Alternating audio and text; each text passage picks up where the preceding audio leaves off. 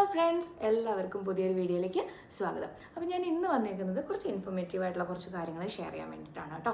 അപ്പോൾ ഇതുവരെ ഞാൻ ഇങ്ങനത്തെ വീഡിയോസ് ചെയ്തിട്ടില്ല, പക്ഷേ എനിക്ക് കുറച്ച് സജഷൻസും കുറച്ച് കമൻസ് ഒക്കെ ആയിട്ട് കുറച്ച് പേര് പറഞ്ഞിട്ട് ഓക്കെ അങ്ങനെയാണെങ്കിൽ ചെയ്ത് കളയാമെന്ന് വിചാരിച്ചിട്ടുള്ള ഒരു സ്റ്റാർട്ടപ്പാണ് കേട്ടോ. അപ്പോൾ ചിലപ്പോൾ എൻ്റെ ചാനൽ ആദ്യമായിട്ട് കാണുന്നവരാണെങ്കിൽ എൻ്റെ ചാനലിൽ നിന്ന് സപ്പോർട്ട് ചെയ്യുക, സബ്സ്ക്രൈബ് ചെയ്യുക. എന്തെങ്കിലുമൊക്കെ ഇൻഫർമേഷൻസോ എന്തെങ്കിലുമൊക്കെ നിങ്ങൾക്ക് ഷെയർ ചെയ്യാനുണ്ടെങ്കിൽ നിങ്ങൾക്ക് കമൻറ്റ് ആയിട്ടോ ഇൻസ്റ്റാഗ്രാമോ എൻ്റെ മെയിൽ ID ഞാൻ മെൻഷൻ ചെയ്തിട്ടുണ്ട് കേട്ടോ. അപ്പോൾ ഏത് വഴി വേണമെങ്കിലും നിങ്ങൾക്ക് അറിയിക്കാം. അപ്പോൾ നമുക്ക് ടോപ്പിക്കിലേക്ക് കിടക്കാം. ഇന്ന് ഞാൻ ആക്ച്വലി മോൾഡീവ്സിൽ വരുന്ന ന്യൂ കമേഴ്സ് ആയിട്ടുള്ള ടീച്ചേഴ്സിന് വേണ്ടിയിട്ടാണ് ഈ വീഡിയോ ചെയ്യുന്നത്.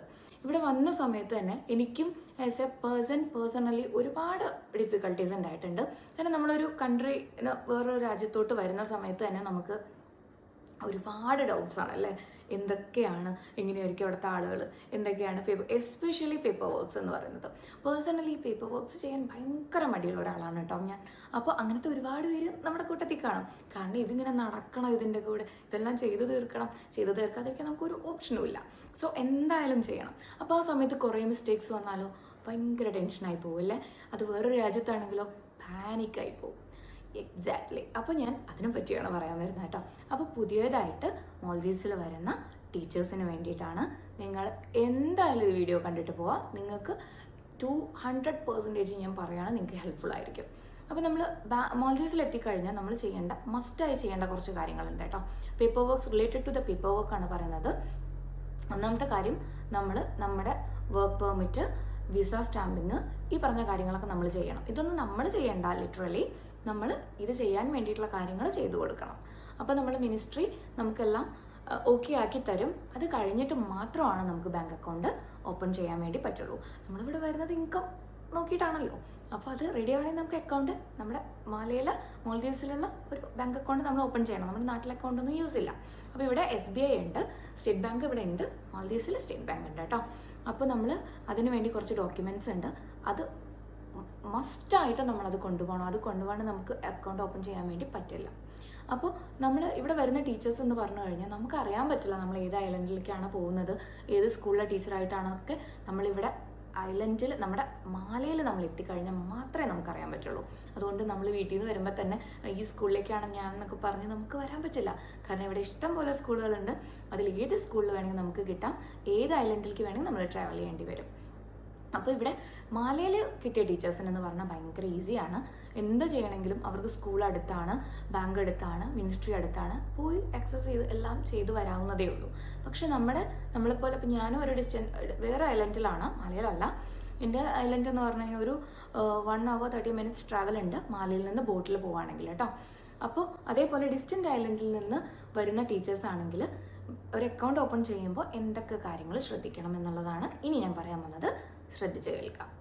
അപ്പോൾ ഫസ്റ്റ് എന്ന് പറയുന്നത് നിങ്ങളുടെ പാസ്പോർട്ട് വാലിഡ് ആണെന്നും, വാലിഡ് ആയിരിക്കുമല്ലോ, കാരണം വാലിഡ് ആയാൽ മാത്രമാണല്ലോ നമുക്ക് ട്രാവൽ ചെയ്യാൻ പറ്റുള്ളൂ. നിങ്ങളുടെ വിസ സ്റ്റാമ്പിങ് കംപ്ലീറ്റഡ് ആണോ എന്നുള്ളത് നിങ്ങൾ കൺഫേം ചെയ്യുക.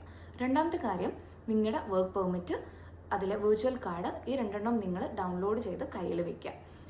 വർക്ക് പെർമിറ്റിൻ്റെ ഒരു കോപ്പി കയ്യിൽ വെക്കുന്നത് നല്ലതായിരിക്കും. 1 year ആയിട്ട് അത് എക്സ്റ്റെൻഡ് ചെയ്ത് കാണും.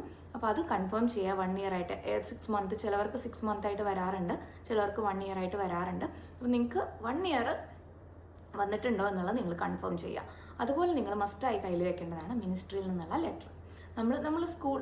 നമ്മൾ നാട്ടിൽ ബാങ്ക് അക്കൗണ്ട് തുടങ്ങുമ്പോഴും നമ്മൾ വർക്ക് ചെയ്യുന്ന സ്ഥലത്തു നിന്നുള്ള ഒരു ലെറ്റർ നമ്മൾ കയ്യിൽ വെക്കാറില്ലേ, അതുപോലെ ഇവിടുത്തെ മിനിസ്ട്രി നമ്മൾ ഈ സ്കൂളിൽ വർക്ക് ചെയ്യുന്ന ടീച്ചറാണെന്ന് പറഞ്ഞ ഒരു കൺഫർമേഷൻ ലെറ്റർ നമുക്ക് തരും.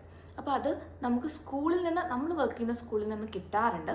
പക്ഷേ ബാങ്കിൽ നമ്മൾ അക്കൗണ്ട് ഓപ്പൺ ചെയ്യാൻ പോകുന്ന സമയത്ത് കൺഫേം ചെയ്തിട്ട് ഒറിജിനൽ ആയിട്ടുള്ള ലെറ്റർ നിങ്ങളുടെ കയ്യിലില്ലെന്ന് നിങ്ങൾ കൺഫേം ചെയ്യണം കേട്ടോ.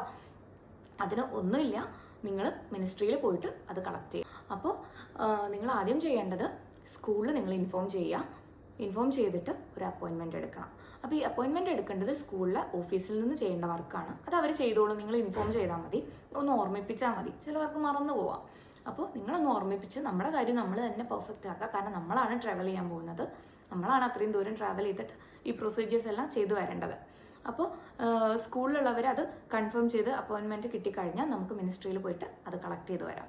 അപ്പോൾ ഈ 3 കാര്യങ്ങൾ: സ്റ്റാമ്പ് ചെയ്ത പാസ്പോർട്ടിൻ്റെ കോപ്പി പ്ലസ് ഒറിജിനൽ പാസ്പോർട്ട്, പിന്നെ നിങ്ങളുടെ വർക്ക് പെർമിറ്റ്, വിർച്വൽ കാർഡ് ഫോണിൽ വെക്കുക. സപ്പോസ് അവർ ചോദിക്കുകയാണെങ്കിൽ ജസ്റ്റ് കാണിക്കാൻ വേണ്ടിയിട്ട്.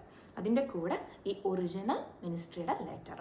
ഇത്രയും കാര്യം നിങ്ങൾ കയ്യിൽ വെച്ചിട്ട് വേണം ബാങ്കിലോട്ട് പോകാൻ. പിന്നെ ഓരോ ടൈമിലും മിനിസ്ട്രിയുടെ ആണെങ്കിലും സംടൈംസ് ബാങ്കിൻ്റെ ആയാലും റൂൾസ് ചേഞ്ച് ആവാറുണ്ട്. ഞാൻ വന്ന സമയത്ത് ഞാൻ ഫോമെല്ലാം എഴുതി കൊടുക്കുമായിരുന്നു. നമ്മൾ ഹാർഡ് കോപ്പിയാണ് നമ്മളവിടെ സബ്മിറ്റ് ചെയ്തിരുന്നത് കേട്ടോ. പക്ഷേ ഇപ്പോൾ ഓൺലൈൻ മോഡിലേക്ക് അത് മാറ്റിയിട്ടുണ്ട്. നിങ്ങൾ ഡീറ്റെയിൽസ് എല്ലാം ഫീഡ് ചെയ്യുന്നത് ഓൺലൈനായിട്ട് നമുക്ക് ചെയ്തിട്ട് സക്സസ്ഫുൾ കാണിക്കുകയാണ് വേണ്ടത്.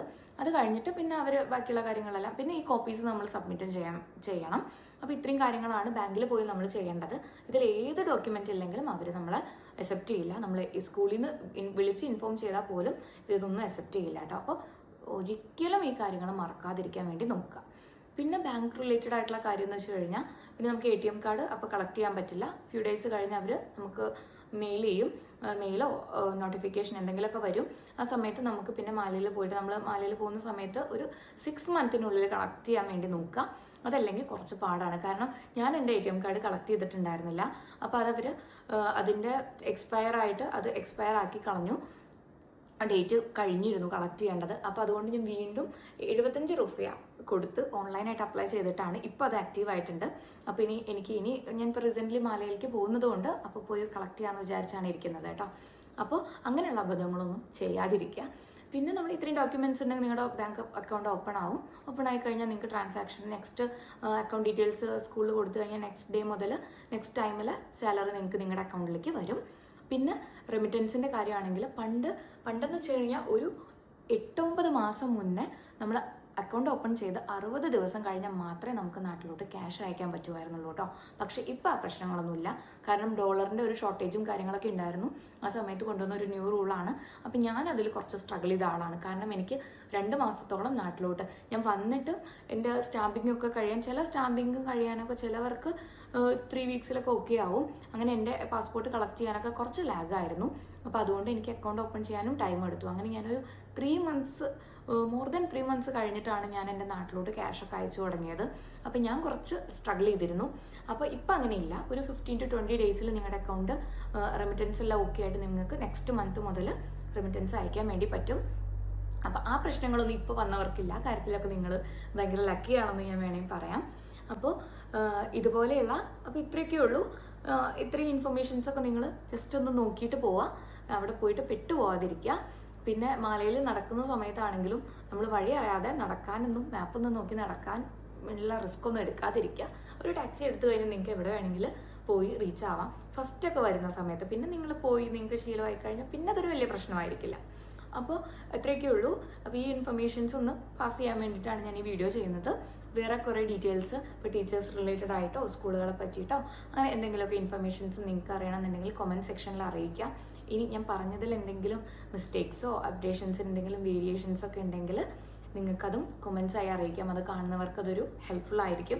എൻ്റെ ഒരു അറിവ് വെച്ചിട്ട് ഇതുവരെ പറഞ്ഞതിലൊന്നും തെറ്റില്ല എന്നാണ് ഞാൻ വിശ്വസിക്കുന്നത്. പിന്നെ മാറ്റങ്ങൾ വരാമല്ലോ, റൂൾസ് മാറാം, പ്രൊസീജിയേഴ്സും എല്ലാം മാറാൻ സാധ്യത ഉള്ളതുകൊണ്ട് എന്തെങ്കിലും മാറ്റം വന്നു കഴിഞ്ഞാൽ അത് മറ്റുള്ളവരെ അറിയിക്കുക. നമ്മൾ ഇൻഫർമേഷൻസ് കറക്റ്റായി ഷെയർ ചെയ്യുക എന്നുള്ളതാണല്ലോ നമ്മുടെ ഒരു ഉദ്ദേശം എന്ന് പറയുന്നത്. അപ്പോൾ ഇതുപോലെ നിങ്ങൾ വീഡിയോസ് ഇഷ്ടപ്പെടുന്നുണ്ടെങ്കിൽ സബ്സ്ക്രൈബ് ചെയ്യുക, സപ്പോർട്ട് ചെയ്യുക, ഒന്ന് ലൈക്ക് ചെയ്തിട്ട് പോവുക. വേറെ എന്തെങ്കിലും ഇൻഫർമേഷൻസ് അറിയാനുണ്ടെങ്കിൽ നിങ്ങൾക്ക് feel free to contact me. എനിക്കറിയുന്ന കാര്യങ്ങളാണെങ്കിൽ എനിക്കറിയുന്ന പോലെ ഞാൻ നിങ്ങൾക്ക് ഷെയർ ചെയ്ത് തരും. അപ്പോൾ അത്രയൊക്കെയുള്ളൂ. വേറൊരു വീഡിയോ ആയിട്ട് ഇനിയും കാണാം. ബൈ.